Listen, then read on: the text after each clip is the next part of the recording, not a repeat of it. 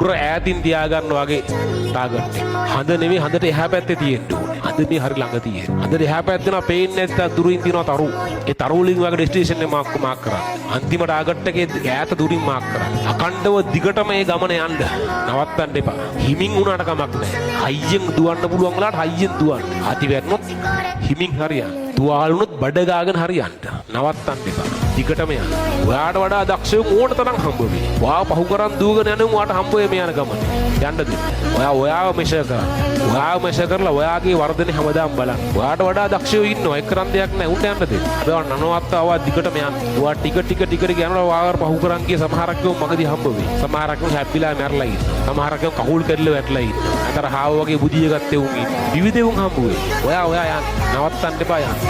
අකණ්ඩව යන්න. මේ අද විවිධ දේවල් වෙයි. වැරදි, වැරදෙයි, අජං වැටෙයි, පරාද වෙයි.